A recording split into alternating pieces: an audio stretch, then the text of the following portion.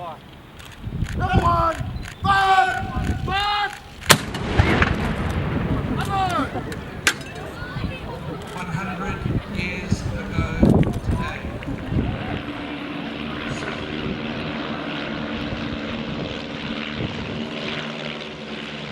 This was the day when the world changed forever. This was the day when families were separated forever. And this was the day when the guardians of Point Nepean wrote their names into the history of Australia forever. In order to honour their contribution, I have a message from the Prime Minister. Over the coming years, Australians will commemorate the Centenary of Anzac and remember the tide of events that shaped our nation and that still casts a shadow over the wider world. The first incident involving Australian troops, the first shot, took place just 3 hours and 45 minutes after the war was declared. The SS Pfalz's attempt to escape Port Phillip was stopped by a warning shot from Point Nepean. This commemoration on this day is an opportunity to recognise the decisive actions of the fort's men and the bravery of Australian Captain Montgomery Robinson, who was on board the SS Pfalz. The German cargo ship became a prize of war and later transported Anzac troops to the Dardanelles. Nobody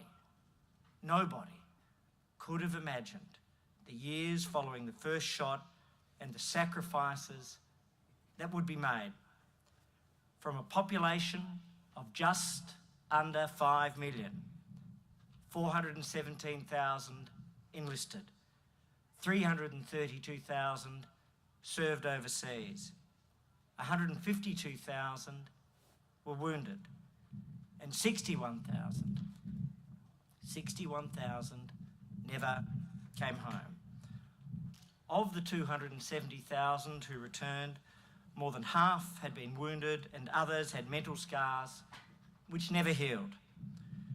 We acknowledge those who have done what we have not, and we hope that we might find it in ourselves to rise to the supreme challenges as they did, should we ever be put to the test. And the Prime Minister finishes, lest we forget. To that, I would add these brief reflections on the past, the present, and the future. The Prime Minister was right, lest we forget, for we have not. Churchill was right, that the deeds of those who would fight in the Great War would be remembered 100 years hence. Those 61,000 who were lost have descendants throughout all parts of Australia, in every community. Just one of them, Colin Alexander Grant, is remembered in my own family. He was my grandfather's brother. But in every community, in every town, in almost every family, there are echoes through until today of the service of men and women throughout the last 100 years. But this brings me to today. Look around you. Look at this magnificent part of the country. This is what they fought for.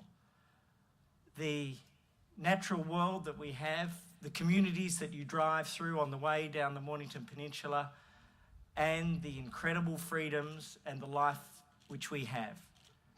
And so, in acknowledging what we have today, I want to particularly thank the organising committee for the first shot, the extraordinary men and women who have worked tirelessly, people such as Francis Traynor, those from Parks Victoria, from the Department of Premier and Cabinet, in particular from the Office of Martin Dixon, Russell Joseph, Tina McGuffey, who has been tireless, Captain David Garnock, representing the Mornington Peninsula, but above all else, a man who would not say no, who had the vision and the foresight and the energy to bring this commemoration to being, Major Bernie Gaynor, the magnificent Major Bernie Gaynor. And Bernie, as you are sitting next to the Governor, as of today, magnificent will officially be spelt with a capital M. I would also note, however, Bernie, there is the captain of a cargo vessel just leaving the Heads who may remember the name Bernie Gaynor with a slightly different epithet as he reaches for a bottle on the bridge after the cargo vessel passed through at exactly the moment of the first shot. To everybody here, though, there is one other group of people I wish to acknowledge. And as we look around this community, we look to the future. And we look on the hill where the young people of Sorrento Primary and Bonio Primary, of Dramana Secondary and other schools are all represented here. And you are our future. And today, you honour those who were here 100 years ago. And as Foreign Secretary Gray said that the lights were going out over Europe, they are lit again.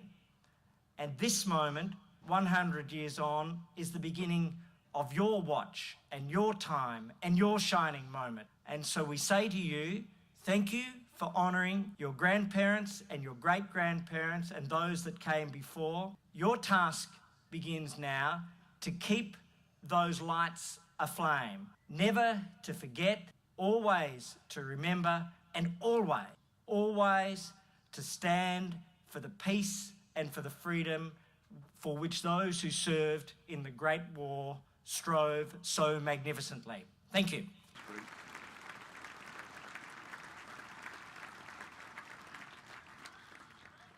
The Honourable Greg Hunt.